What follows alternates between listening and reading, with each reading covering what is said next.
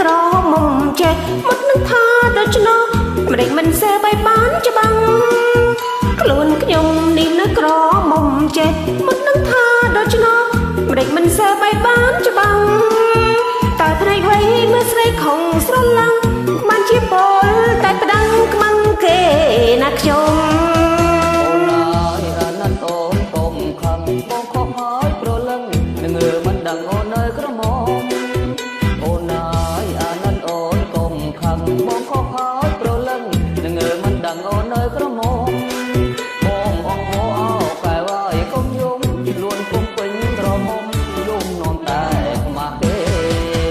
បើបងចង់ឲ្យខ្ញុំឈុំយំគ្មានអ្វីមកលួងខ្ញុំមិនព្រមឈុំយំទេបើបងចង់ឲ្យខ្ញុំឈុំយំគ្មានអ្វីមកលួងខ្ញុំមិនព្រមឈុំយំទេហើយចុះឡាយដើម្បីលួងចិត្តស្នេហ៍លួនបងអូនយកទេចាអូនព្រមហើយណាបងភ្នែកអីគេនៅកមុំមើលថាគេមានកូនមិនសុខចិត្តទេហើយគេអូន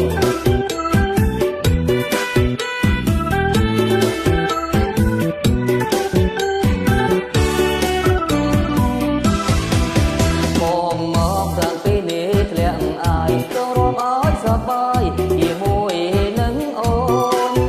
បងមកតាំងពីនេះធ្លាក់អាយចូលរួមឲ្យសប្បាយជាមួយនឹងអូ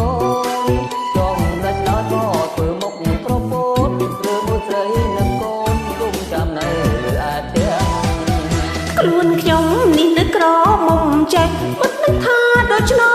ម្ដេចមិនសើបាយបានច្បាំងខ្លួនខ្ញុំនេះនៅក្រមុំចេះមុតនឹងថាដូច្នោះម្ដេចមិនសើបាយបានច្បាំងតើភ្នែកវ័យមើលស្រីខំស្រឡាបានជាពលតែប្តឹងខ្មាំងគេណាខ្ញុំអូនអើយអាណិតអូនកុំខឹងបងខុសហើយប្រលឹងនឹងងើមិនដឹងអូននៅក្រមុំអូនអើយអាណិតអូនកុំខឹងបងខុសហើយប្រលឹងនឹងងើមិនដឹងអូននៅក្រមុំបងអងវោអោកែវហើយកុំយំលួនគុំពេញក្រមុំយំនំតែខ្មាស់ទេបើបងចង់ឲ្យខ្ញុំឈុំយំគ្មានអ្វីមកលួងខ្ញុំមិនព្រមឈុំយំទេបើបងចង់ឲ្យខ្ញុំឈុំយំគ្មានអ្វីមកលួងខ្ញុំមិនព្រមឈុំយំទេហើយចុះឆ្លើយដើម្បីលួងចិត្តស្នេហ៍លួនបងអូនយកទេចាអូនព្រមហើយណាប